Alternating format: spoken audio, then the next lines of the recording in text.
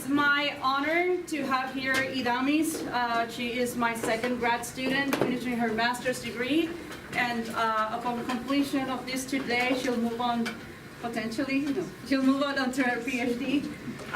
Actually, a couple of words about Idamis. My mom knows Idamis because Idamis was on TV before coming here, doing the weather in one of our major TV channels in Puerto Rico. She's a graduate from the University of Puerto Rico, Mayagüez, my alma mater, so it's kind of crazy that I have someone coming from my own university, but she comes from geology, so that's okay. So she has a bachelor's degree in geology from the University of Puerto Rico, Mayagüez. As I mentioned, worked for WAPA TV, has been doing a lot with the Eco Exploratorio Museum, which is also in Puerto Rico, which is our big science museum. But since she come here, actually we call her the slacker. And obviously we call her the slacker because she does a lot of things. She has been TAing. She has TA for four classes already. She has learned how to code. She has been helping me with the group. She has done some presentations at AMS, at NCAR last semester. She's the co-author of a paper based on some of the research that she's going to present today.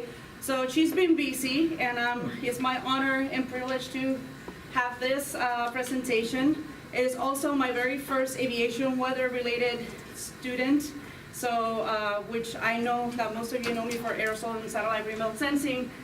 So without any further ado, Idamis, the floor is yours. Thank you, Mayra. Well, I hope that you guys can enjoy this topic because I really enjoy it.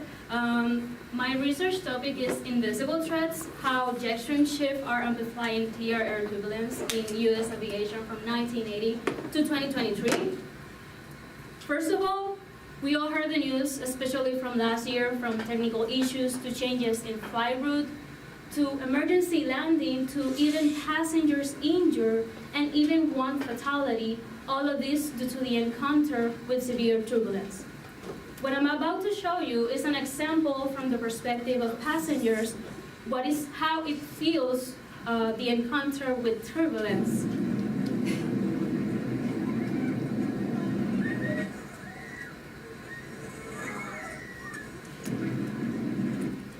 Yeah, not so fun.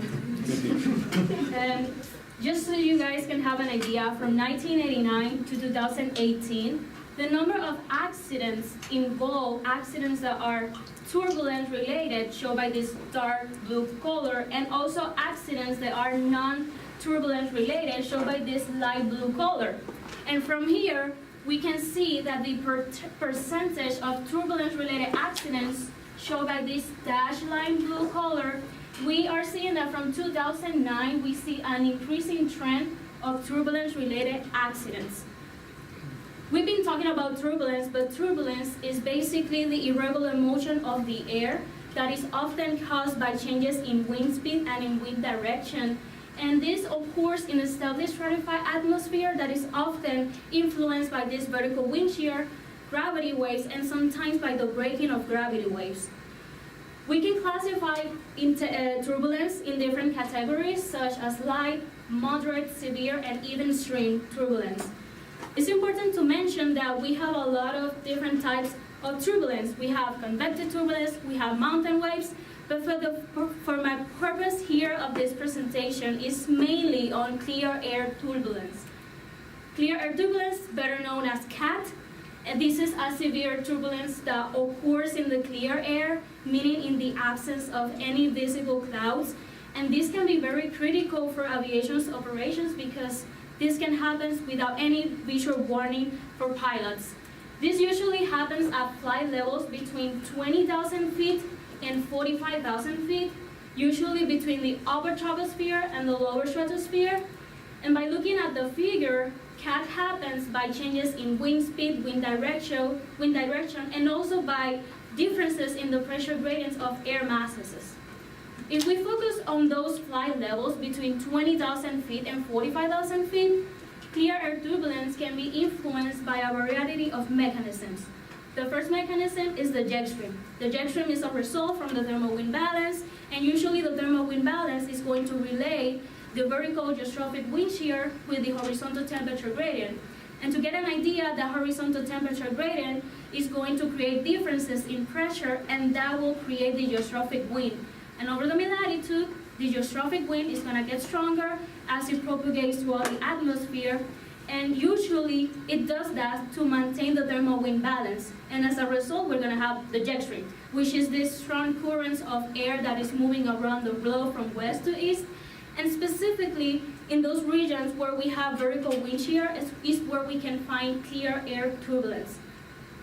The second mechanism is mountain waves. And mountain waves is often associated with strong stratified air is moving along the mountains. We're going to have upward and downward motion of the air, and that interaction is going to create gravity waves, and those gravity waves are going to propagate vertically in the atmosphere, and those gravity waves will reach a critical point in amplitude, and they are going to break. And when they break, they're going to enhance the vertical wind shear at upper levels in the atmosphere. And the vertical wind shear is going to be associated with clear air turbulence. The third mechanism is thermal, and basically thermal is this vertical movement of the air parcel that is going to reach higher levels in the atmosphere and is going to increase shear, and if it's going to increase shear, it's going to also increase turbulence. Lastly, the other mechanism is convective, and we know alone that convective alone is a type of turbulence, but in this case, we are talking that we can find clear air turbulence outside of the core of this system, specifically due to the updraft and downdraft that is going outside from this core system, and the aircraft is going to be at a horizontal distance, like about 32 kilometers. So we had to be very clear here that this is outside of the convective system and not within the convective system. How can we identify CAT? We can identify CAT by identifying synoptic patterns that actually produce clear air turbulence. And one of the most important synoptic patterns is sharp through. And one way we can think of this is how in the upper troposphere, the mean wind flow is going to follow the long wave pattern where the wind speeds are flowing, the wind speeds from the jet stream, and the jet stream have regions of strong accelerated wind speeds, and as long as the jet stream is moving along this long wave pattern, we are going to have regions of convergence, divergence, and also temperature advections. And over those regions, we're going to have vertical and horizontal shears that can eventually produce moderate to severe CAT. So in general, jet streams can produce moderate to severe clear air turbulence. Specifically, when the jet stream is embedded downstream of the throat axis on the east side, shown by this red color, and also when it's embedded upstream on the west side of the throat axis. So if we zoom in over the jet stream region, we can better take a good picture if we look at a vertical cross section. For example, these contour lines are getting closer to one another because the wind speed is increasing and is showing the position of the jet stream. And specifically in this figure, we can see how the jet stream frontal zone is sloping downward just below the tropopause break, below the jet core, and between this warm air from the tropics and between this polar air. And if you recall from the beginning, the jet stream is going to move along these long wave patterns, and we're going to have shear. And those regions of shear are represented by this blue shading color, and usually shear is associated with clear air turbulence. So we can find clear air turbulence just above the tropopause that is sloping downward over the jet core and also along the jet stream front. We can also identify CAT by using satellite products and PIREPs.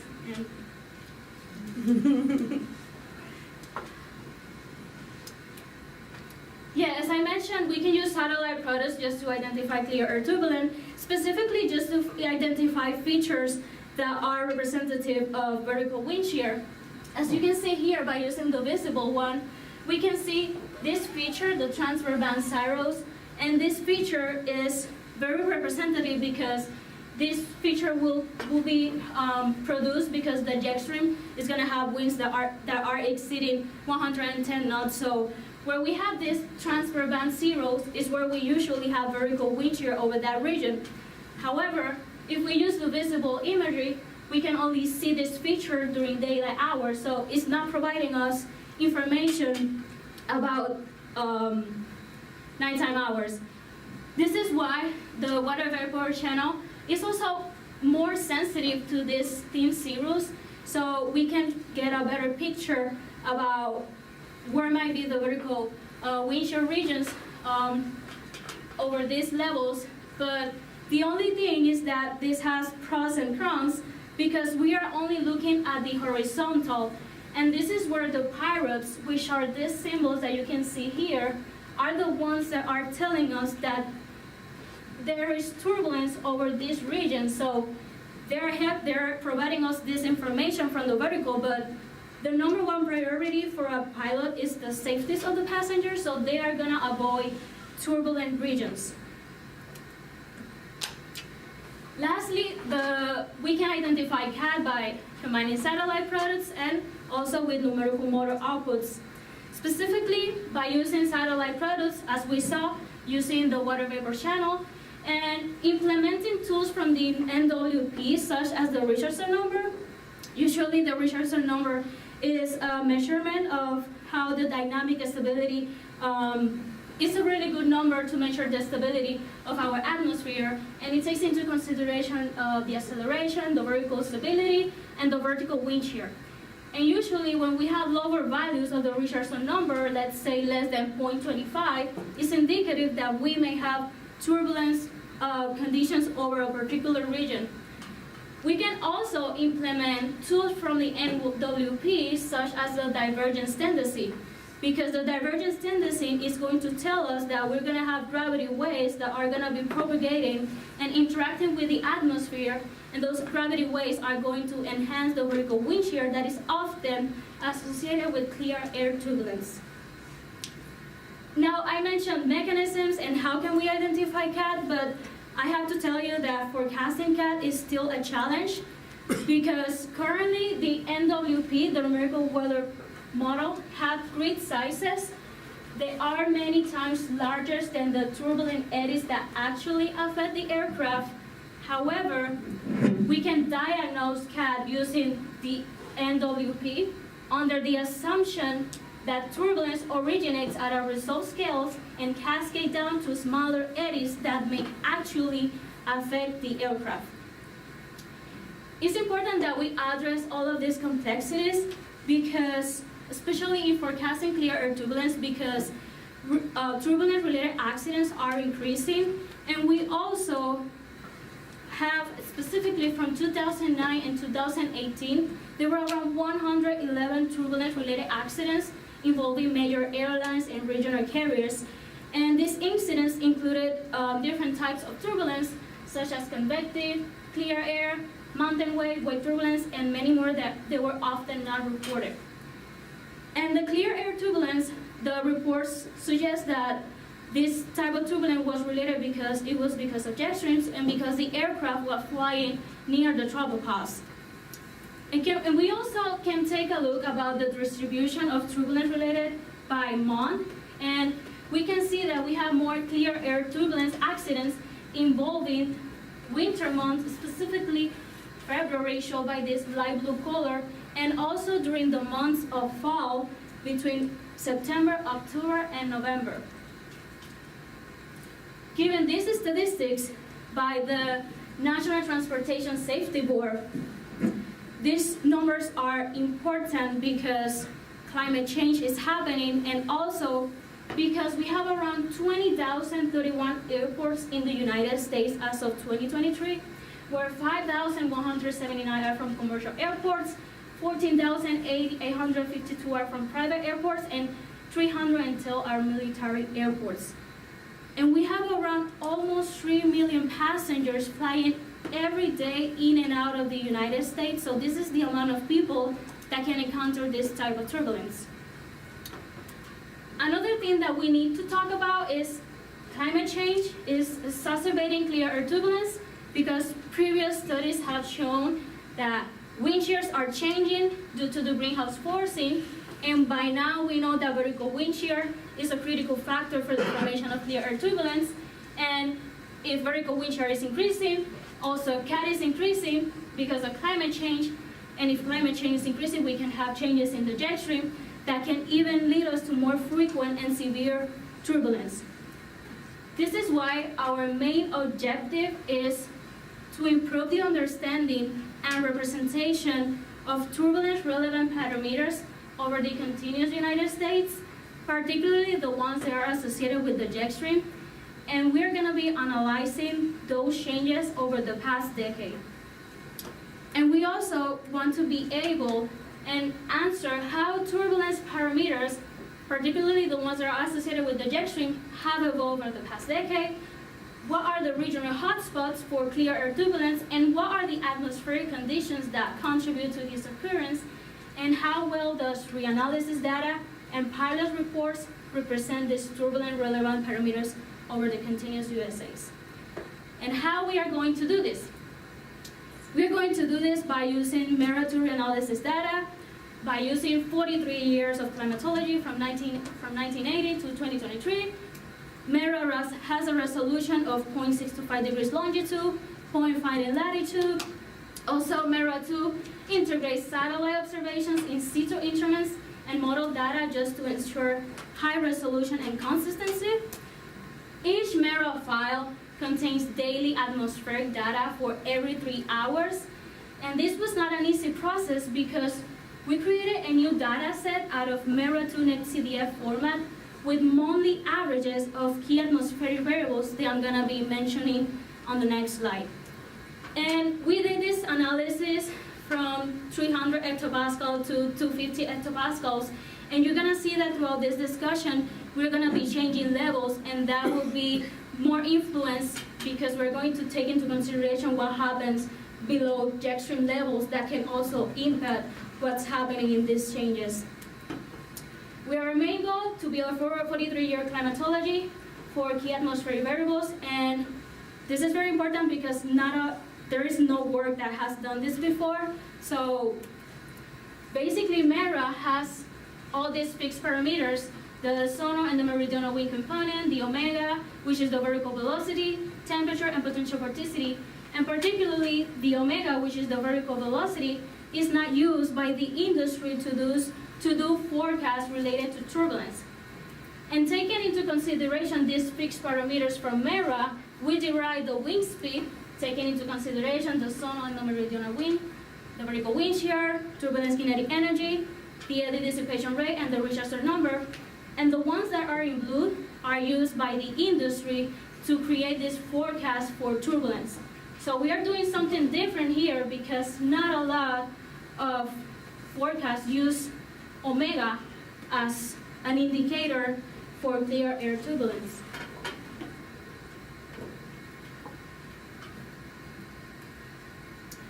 We also use pilot reports, and to have an idea, these are reports from the perspective of a pilot, just to share the actual weather conditions that they encounter during an aircraft.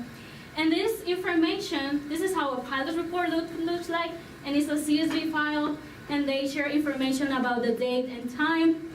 They also share information about if the report is urgent or if it's not urgent. And when the report is urgent, they have a T value, which is indicative of true, and if it's not urgent, it's gonna have an F from false. So usually when a report is urgent, it means that it's an imminent threat for passengers, usually due to the encounter of volcanic ash plumes that are obviously not a good, They also mention the type of aircraft, if they have icing conditions. The turbulence classification, as you can see, is qualitative, which is indicative of severe, moderate, light, and they also contain information about the towel. And you can see in these last 3 columns, the order doesn't make sense. Specifically in the column of longitude, it's supposed to say latitude, and over the product ID, it's supposed to say longitude. So we didn't do this. This was just pilot reports. And in this column in here, they contain like all the information that I mentioned, like in one line. And as you can see, it's a little bit out of order. And as my advisor likes to say, pilots are messy. I mean, PIREPs are messy. So if we focus again on this column of turbulence, the turbulence is qualitative. So this is why we use the feature engineering technique, just to convert these qualitative categories into numerical value, 1, 2, 3, and 4, 1 being light, 2 being moderate, and so on, just to help us, try to understand what's happening. And we also eliminated the PIREPs that were incomplete and anomalous, just to remain quality control. And we also, this is the cool part, because we rewrite PIREPs just to match the spatial resolution of MERA. And then the written data was then averaged over our study period, which is 43 years. And this will allow us to compare directly MERA reanalysis data to identify long-term trends in turbulence frequency and intensity. Before I show you how this plot will look like, this is just for you to get an idea how the air traffic works from night and day. And you can see that during nighttime time, we don't get a lot of aircraft flying, but then as we have the sunlight out, we're gonna get like more aircraft. This is really cool because what I'm about to show you are 20 years of turbulence data, and this is implementing both PIREPs and the resolution of MERA. Here we have general turbulence, including convective, clear air turbulence, wake turbulence, all of the turbulence that you can imagine. For 20 years of data, and this including all of the months, and we can see that the numbers of reports per grid cell are reaching more than 700. And you can see that throughout the year, we have turbulence all over the US. However, we can identify hotspots over the Northeast, Midwest, over Dallas, and over Denver, over Los Angeles, and even over Seattle area. However, if we filter this data to only see clear air turbulence, we can see a difference in the numbers of reports per grid cell from 600 to 50 reports per grid cell. And I need to mention that every grid cell has a resolution of MERA. So the main difference in these two plots is that now with clear air turbulence, we have a hotspot, very clear hotspots over the Northeast and also over this region over central US. And these contour lines over here are showing you the average mean value of the jet stream using MERA wings. So you can see that the hotspots coincide with the position of the jet stream over this region. And again, this is taken into consideration all of the years and all of the months. I'm just showing this just for you to get an idea how this feature engineering technique is working.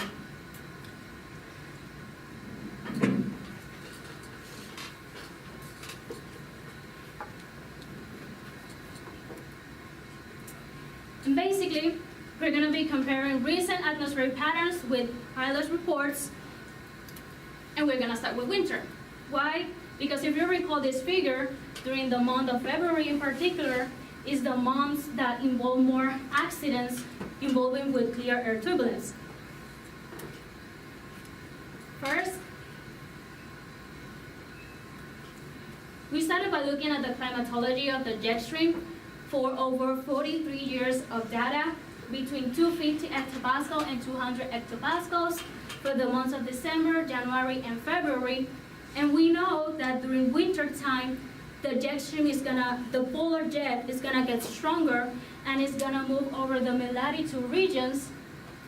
And we can see that particularly between 250 and 200 hectopascals, we're gonna have the influence of both the polar and the subtropical jet. But for the purpose of these presentations, we're gonna refer to this influence of both jet stream as the jet stream. And we can see that the jet stream average mean values are ranging from 30 meters per second to 50 meters per second over the southern, extending over the Atlantic and also over the Northeast region. And these results are very consistent with previous studies. And you might be thinking how things are changing. Now, what's been changing over the last decades are the mean wind speeds over the last 10 years, specifically from 2014 and 2023, where the red shading color are showing you how the wind speed at upper levels are increasing, while the gray shading color are showing you how the wind speeds are decreasing, again, between 250 and 200 hectopascals for the month of December, January, and February. And this is very interesting that during the month of February, we can see how the wind speeds in the northern US and southern Canada are increasing, while the wind speed at southern US are decreasing. And this is suggesting that the jet stream has undergone a poleward shift, particularly during the month of February. And this may have some implications. This can imply that the shift may increase turbulent risk areas over higher latitudes. So eventually, these changes, so we're gonna have more turbulent risk areas at higher latitudes. And let's see what the pilot reports can say about that. You might remember this plot, but this is a particular plot for the month of February, 20 years of data. This is the amount of reports per grid cell. You can see now that the maximum number is 10, and we can see turbulence over the southern and hotspots over the Midwest region and over the Northeast region. And what I'm about to do is a little bit exaggerating, but stay with me. Let's consider this locally enhanced flow along the jet stream. And outside of the jet core, the winds are roughly constant, almost with no acceleration. However, let's imagine that this is our jet core. We're gonna have some acceleration. Let's say this wind vector that's going from 30 meters per second to 45 meters per second. So we have an acceleration. And we also have an acceleration, but on the opposite side. And since we have accelerations, we can say that we're gonna have an aerostrophic component in our flow. So in order for us to know the direction of the aerostrophic flow, we can use the right-hand rule. For example, this wind vector that is accelerating, that is going from west to east, by using the right-hand rule, the aerostrophic wind component is gonna point from south to north. And on the other wind vector that is decelerating because it's going from east to west, by using the right-hand rule, the aerostrophic component is gonna point from north to south. And if the aerostrophic component has convergence aloft, it means that the actual wind field is also going to have convergence. And this is the case of this region. The aerostrophic wind component is decelerating, and because if it's decelerating, we're gonna have convergence, and if we have convergence, we're gonna have a downward motion. And when we have a downward motion, this is going to stabilize the atmosphere. And the same thing happens over that region, where we're gonna have convergence, we're gonna have a downward motion. And then, if we have an aerostrophic flow that is divergent, it means that the actual wind field is also divergent. And that is the case of this region over here, where the aerostrophic wind is accelerating, and because if it's accelerating, it's divergent, and we're gonna have an upward motion. And this is usually called the right entrance region of the jet stream. And usually, the same thing happens over here. And usually over these divergence regions, we're gonna have gravity waves that are gonna propagate and they're gonna enhance vertical wind shear. So by using the four-quadrant model, we can explain that over the northeast, this makes sense. and over this area over here. However, it doesn't make sense that these hotspots of clear air turbulence over the Midwest region. So the four-quadrant model is not enough because it's assuming a straight barotropic jet, is oversimplifying everything the vertical motion, is ignoring the potential vorticity anomalies, and we cannot explain why we have clear air turbulence over the Midwest. So for the remaining of these presentations, we're gonna dive into atmospheric variables related to the jet stream, how they have been changing, just to see if we can explain why we have hotspots over the Midwest and also over the Northeast region.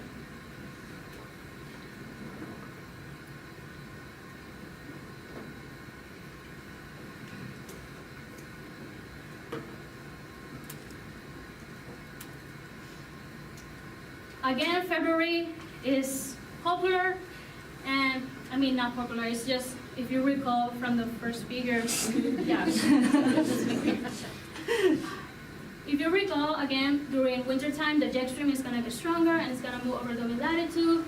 And we know that knowing the horizontal wind speed will tell us more information about the behavior of the jet stream. But if we look at the vertical structure of the jet stream, particularly the vertical wind shear, it can give us more information where we may find more turbulence areas. And in this particular case, we are looking at the mean vertical wind shear from 700 hectopascal to 250 hectopascals, because we are taking into consideration the aircraft is taking off, and we are taking into consideration that what happens here influence what's happening at upper levels in the atmosphere.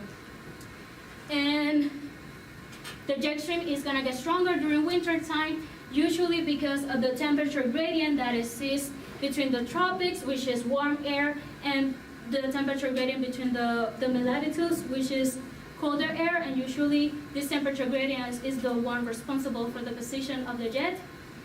And we also look at the climatology of the eddy dissipation rate. This is our turbulence intensity indicator, which takes into consideration the vertical wind shear. So this is why you can see that the climatology of EDR is telling us that we have more turbulent regions over the southern US and also over the Northeast, because it's taking into consideration the vertical wind shear. We also look at the climatology of omega, which is the vertical motion of the air, and a lot is happening in this figure. But what's happening here is that the negative omega is representative over the Northeast and also over the Midwest region, and negative omega is associated with the vertical motion of the air, and when we have vertical motion of the air, we're gonna have low pressure systems. Now, if we look at the west side, we're gonna have a variations of two. We're gonna have a positive omega, which is subsidence, and we're also gonna have values of negative omega, and we can see that this makes sense because over here we have the Rockies, so we're gonna have the upward and downward motion. And we also have our friend over here, which is atmospheric rivers, that is showing up. And we also look at the climatology of potential vorticity, where it's showing us by the purple color is that the interaction of a stratospheric air, which is very rich in ozone. So when we have this stratospheric air over the upper stratosphere, is going to enhance the vertical wind shear.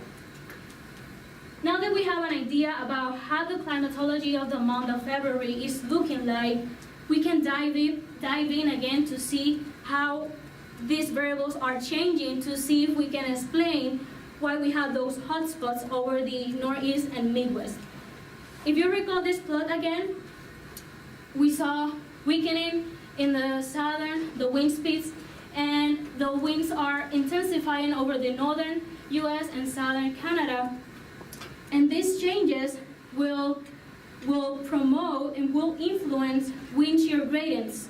So this is how the vertical wind shear has been changing over the last 10 years.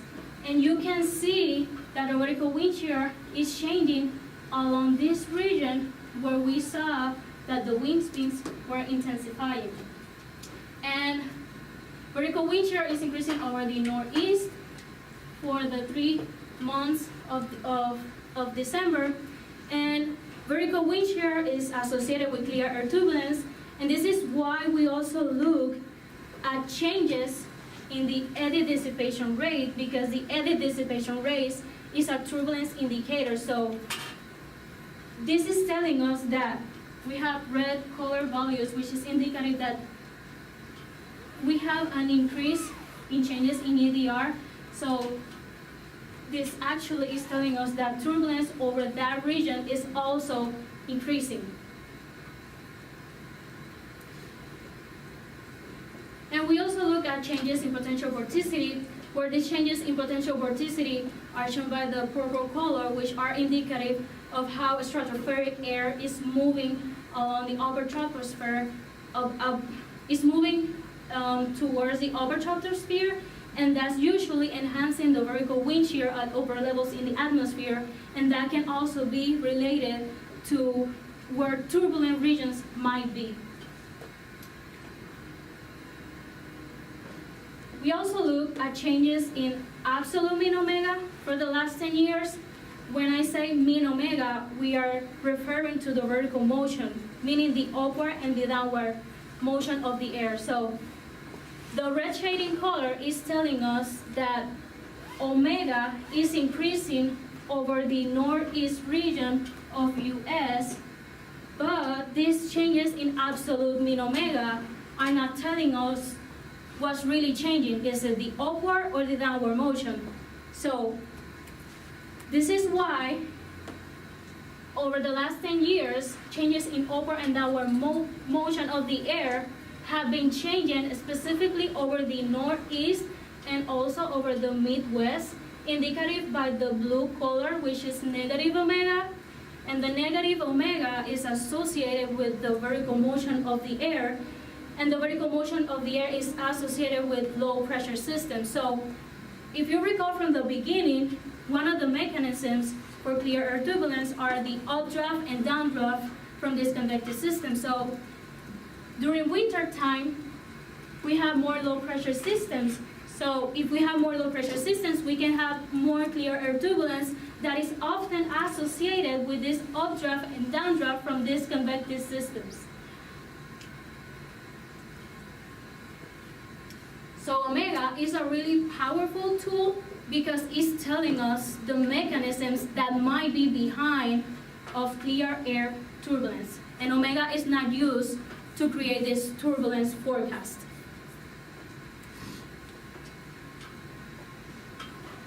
We also look at changes in temperature for the last 10 years, again, between 250 and 200 hectopascal, and we can see slowly from December, January, and February, we have a warming at upper levels in the atmosphere.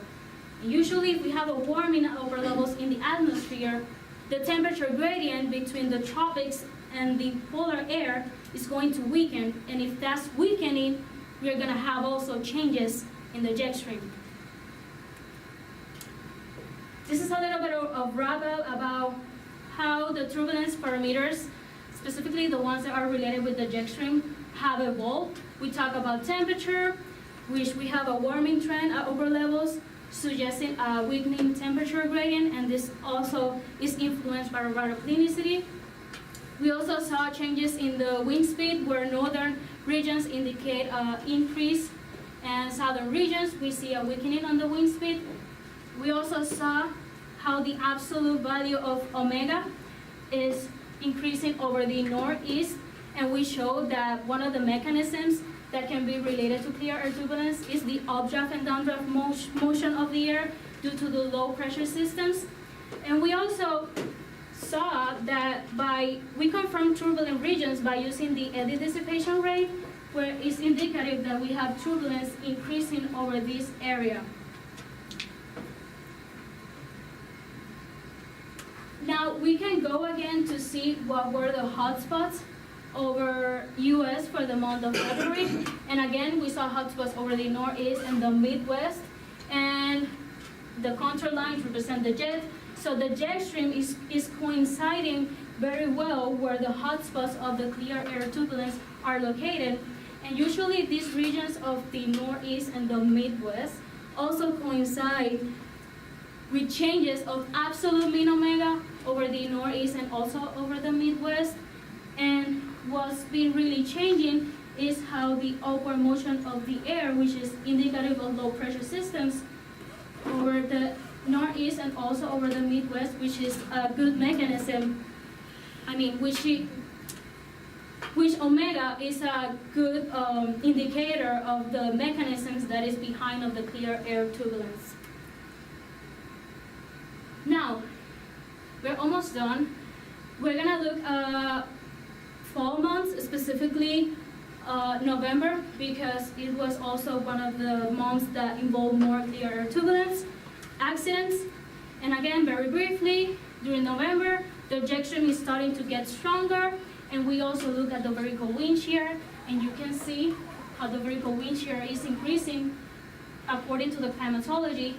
And also, we look at the climatology of the EDR just to confirm where are those turbulent regions according to climatology. And we also look again omega, and in this case it's not showing a lot of differences from the month of February. We can still see how the blue color is over the Northeast and also over the Midwest, indicative of low pressure systems over that area. Again, the potential vorticity, which is telling us how stratospheric air is moving in the upper troposphere, just giving us more information about the vertical wind shear, and also the climatology of the temperature, which is telling us the temperature gradient that exists between the tropics and the mid-latitude to the formation of the jet stream. And now that we have an idea of how the climatology is looking for the month of November, this is how things are changing, and we can see changes in the temperature that are most indicative of changes in baroclinicity. We can see here upper level winds are increasing over central, northeast, and over this region. We also saw variable patterns for the omega. All of this is red, but it's very light red. And we also saw changes during the month of November, which are telling us where the turbulence might be over this region. And we can see that turbulence is often over this area, probably due to the influence of the subtropical jet. And also, we have turbulence over the northeast region of US. Let's see how the pilot's reports are showing us clear air turbulence, specifically for the month of November. We can still see turbulence over the southern, which is representative of the EDR. And we can also see hotspots specifically over the northeast and also extending over Charlotte and over the central US. And basically, the changes in the eddy dissipation rate are supporting that these changes are true. So the pilots are doing a good job representing where clear air turbulence might be present.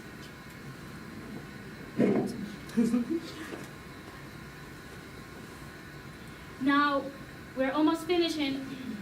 Now we saw that despite the poor resolution of MERA and despite the reporting biases and inconsistency with pilot reports, we were able to identify how the jet streams align, which was the control lines, with the climatology of clear air turbulence. We saw regions of absolute omega that coincide with clear air turbulence reports over the northeast and also over the Midwest. We also saw trends in omega, which confirms the possible mechanism for clear air turbulence, and the eddy dissipation rate trends confirms the increase of turbulence over the northeast region, and we also saw how the potential vorticity coincide with changes in vertical wind shear and EDR over the northeast region. This, what I'm about to show you, is a little bit more advanced and more work of my advisor, but this is taking us time. But Another way we can identify risk areas is by doing a composite risk. And basically here we are using 43 years of reanalysis data from 500 hectopascals, which is mainly 18,000 feet. And this is where the aircraft is starting to approach or take off. And we also look at 200 hectopascal, which is a cruising altitudes, just like 40,000 feet.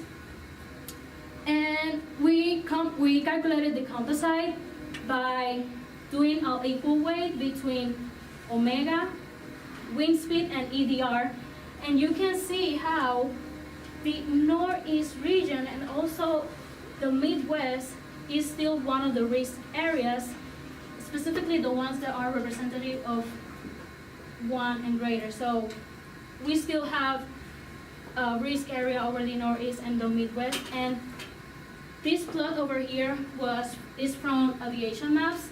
And it's just to show us what are the main airport and the density of flight routes. So you can see that we can see this shading color, so we have more flight routes over these areas where we usually saw the hotspots.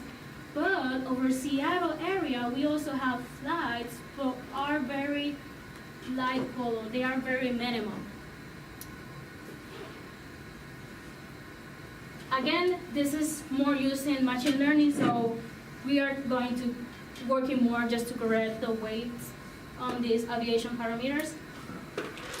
This is just for fun, eye candy, and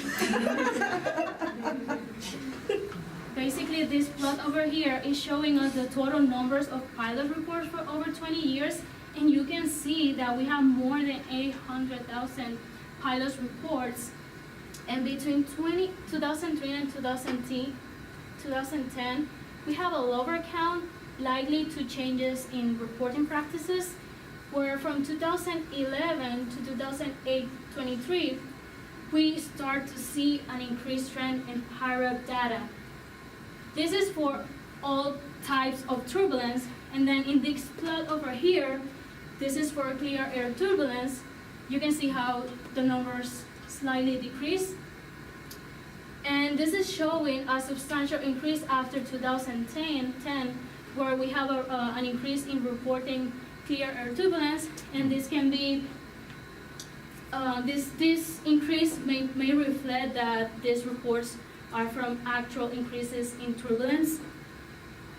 Lastly, we have the percentage of clear air turbulence relative to the number of turbulence reports, and we can see that we have an increase in clear air turbulence from 2019. So in general, this study represents a comprehensive climatology of clear air turbulence over the continuous USA, alongside with pilot reports, and we use reanalysis data to identify spatial and seasonal trends.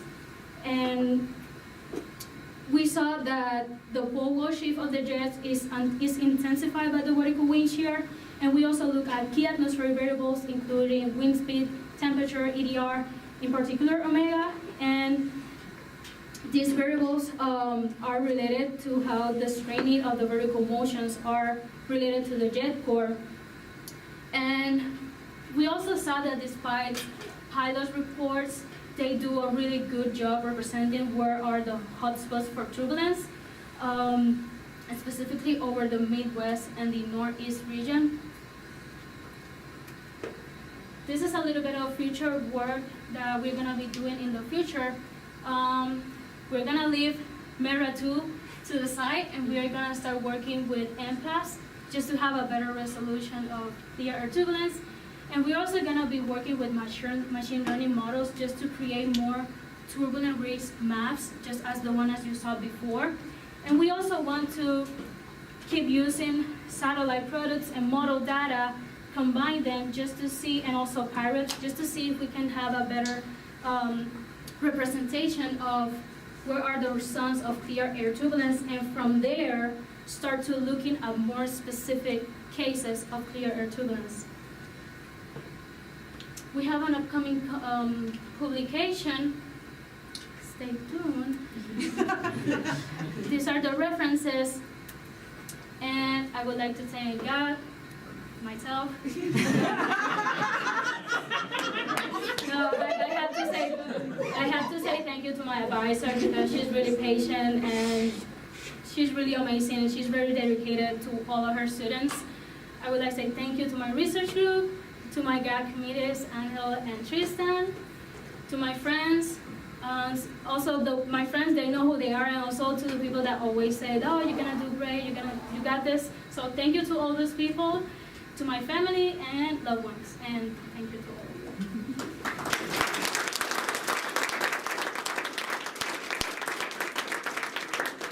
Time for questions.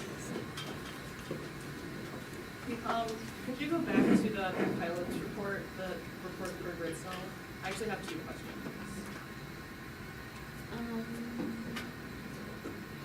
Yeah. This so- one or the? No, yeah, that one's fine. So like, there's like 0 in the upper northwest. So is it because pilots don't report in that region? So I'm gonna show you the other plot that I showed at the beginning. So over the Seattle region, this is for CAT, and as you can see, we don't have a lot of reports over this region. However, we have reports for more general turbulence, and basically because we don't have a hotspot over the Seattle area, it doesn't mean that the aircraft is flying over that region. It's mainly that we don't have a lot of transit area over this region. If you recall this plot that does a really good wall. As you can see in this figure, we have routes over the Seattle area, but they are not more common than the ones that we get over the northeast region, for example.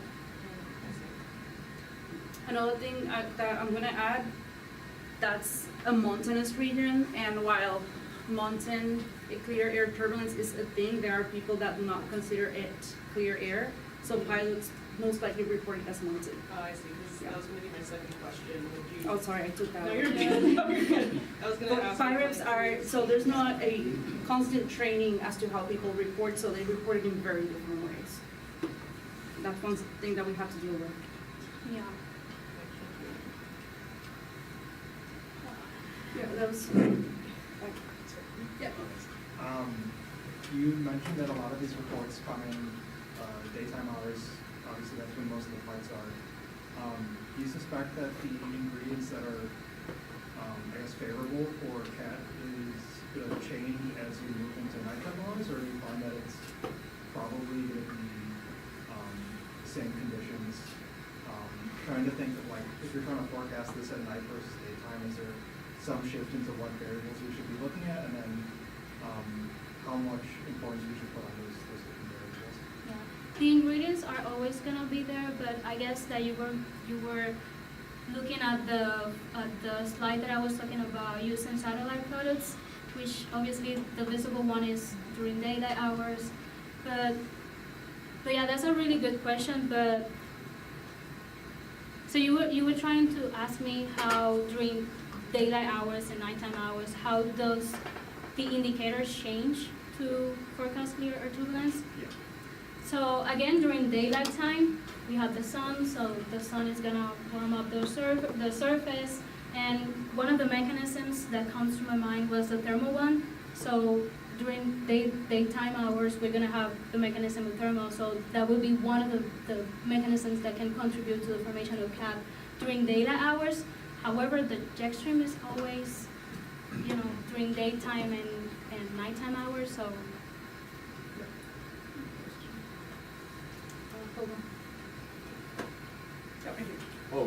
Yeah, I was just wondering the climatology of the ice attacks of the jet. I was just curious if that is the full climatology, or is it a composite that's taken on days that you have clear air turbulence? Do you mean this one? Yeah, This is, this contour lines, it contains a climatology of all of the months for 20 years, from 2003 and 2023. Just for this, just because we are using 20 years of data for the PIREPs. So it makes sense to only plug the wind speed climatology for over 20 years. Cool. And then John? So the U.S. looks like it's a pretty good hotspot. Is this occurring elsewhere in the world? Is there other hotspots? Yeah, that's a valid question. Because my main goal here is just talk about the U.S.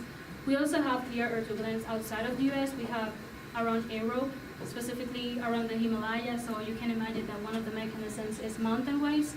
And we also can have clear air turbulence across the Atlantic. And this is why we have other URS students that are looking at specific regions of where clear air turbulence might develop. So yeah, this is all around the world. Yeah, Idamis, I'm curious about if you took the eastern half of the United States, so the western border of Missouri all the way up to Minnesota and down to Louisiana, and that's it. If you were to look at maybe an EOF of the various, or I mean, not an EOF, a SOM map or something of the various ways in which a jet feature, wind speed greater than 40 meters per second at 300 millibars, could exist in that part of the country, you might see two very distinct populations. One would be a southwest to northeast oriented jet that more or less mirrors your main axis of clear air turbulence. Another one might be a northwest to southeast oriented jet that comes across the western Great Lakes, especially maybe in February, and that might give you that little bit of a hook that comes through Indiana, Illinois, and up toward Madison, Minneapolis. So there might be two different kind of jet setups that lead to occurrences of clear air turbulence. So when you're taking just a monthly average without trying to disaggregate that, maybe you could gain more insight by trying to split it up. And I'm not sure exactly how you might do that, but maybe you could take all MSP, MSN, ORD reports and look at what their climatology looks like, and then all JFK, Boston, DC, Charlotte, and see what their climatology looks like. That's They a might really be good different. idea. Yeah, that's a good point, and actually consistent with what I've heard from pilots saying. Is that right? Yeah, Yeah. yeah. Because you mentioned it at the beginning, you have the southwesterly jet with warm advection along it, and then the northwesterly jet with cold advection along it. They're very different synoptic Yeah. settings, but they both can really spin up vertical shear into horizontal shear and vice versa, and give you the ingredients for some of the clear air turbulence. Do you want to talk about a little bit before we move into questions about how you have done this at other levels of the atmosphere too? Specifically for the vertical wind shear? Yeah, for everything. Yeah, we look at the, So that some of these patterns show sometimes more when you're below or above these levels, yeah. That's yeah, another thing. You don't have them here, I'm talking about more. yeah, at Lower level, first, here is from 700 to 250 hectopascal, but before this, we were looking between 250 and 200 hectopascals. And they were showing us a different result that I don't have here because I removed it, but they were showing that we have more vertical wind shear over this region.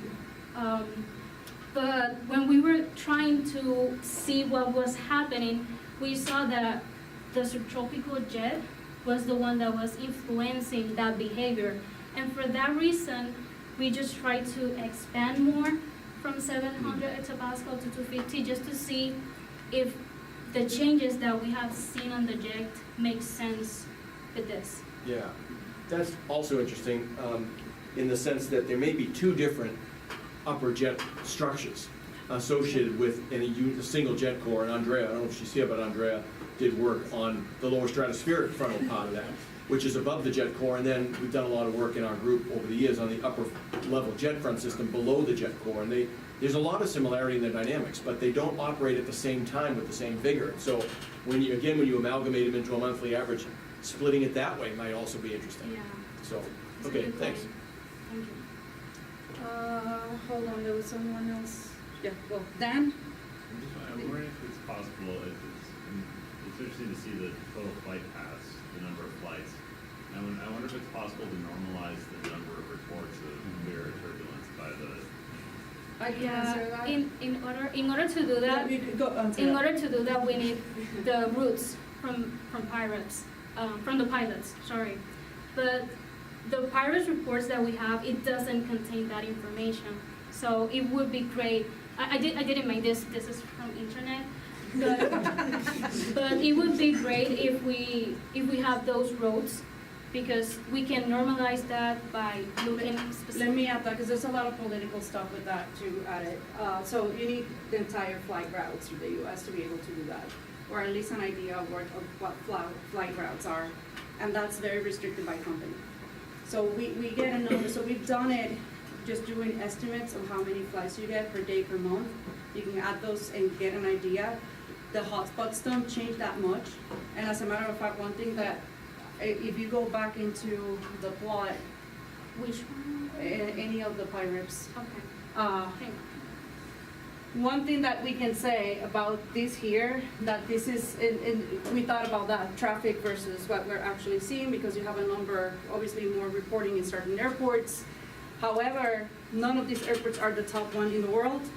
They're not even the top 10 most transited in the world, and we're looking at other airports where we don't see that. If that was based on reports, Atlanta, IAW, and I think Chicago on. have 60% more traffic than either of these airports on the East Coast, even though most of the important flights happen up through here. Yeah, So, but yes, that's one thing that we're trying to do. As a matter of fact, next week I'm talking with people that can give me those routes. So the other thing with Sorry. that is, you know, I'm sure there's signal in there. But you know, like you look at Miami, is there a reason why if you just go directly off the coast from Miami, there's no reports? You know, it doesn't, like, it seems to me like there's some sort of convolution of those Yeah, two that- processes in there. So another way of doing that would be to say, you grab the report locations that you have and just Monte Carlo sample. You have the locations, choose random dates, and that way you can kind of take a look at the Yep. other, and then you would get around the. And again, going with that, this is more of a climatological Yeah, but based, that would get but around we're going that. into the more the daily, day-to-day, seasonal, rather than just 20 years. I totally forget because I didn't look at them, but I believe there are no turbulence reports in PIREPs. Yeah, Which we might removed, we help. removed Yeah. that, yeah. So in the, when we do the categorization, there's no turbulence reports, because sometimes someone reports first that there was turbulence, the second pilot comes and says, well, no, there's no turbulence, so there's a no turbulence report. And there's all sort of reports that have to do with icing and other conditions that have nothing to do with turbulence, and they're removed from there as well. Brad? So the change in the wind speed in February really stood out. I mean, I think that's just, there's a real signal to it. And I'm wondering how much of the increase in the PIREPs reports of turbulence is just that the jet has shifted north into the main flight corridor. Yeah. Yeah, that would be really cool to see Yeah. it. So it may just be because you're getting, the atmosphere is shifted where the turbulence is, not an increase in turbulence. Yeah. Yep. And we've seen that we actually have calculated the mean location of the jet core and how it has moved upward about half a degree. Yeah. Which John can talk a lot more about Yeah. that than me, Yeah. but that was just based on data. Someone has last question on the back? Oh, yeah, right here. So another like normalization related question. Are all these turbulence reports, do you have the flight level for them? This contains all flight levels, but we do have specifically the flight level, but, You go to the fiber. It's in the fiber. oh yeah. Okay. Yeah, let me show it to you here. Yeah. It's very small, but for example, in this one it says 24,000 feet. Okay. This is 35,000 feet, but for this product, we are just taking into consideration all levels. Okay. I wonder if even on top of like the number of flight paths, if as you're rising or coming back down, you might see more, and that might lead to more turbulence close to. I've done that. I can tell you yes. Yeah. Yep. Okay. And actually it's lower, more lower, between like 180, flight level 180 to 24, 25. Mm-hmm. There's more PIREPs there than, So are you including everything just because you want the bigger sample size? Yeah. Okay. Okay.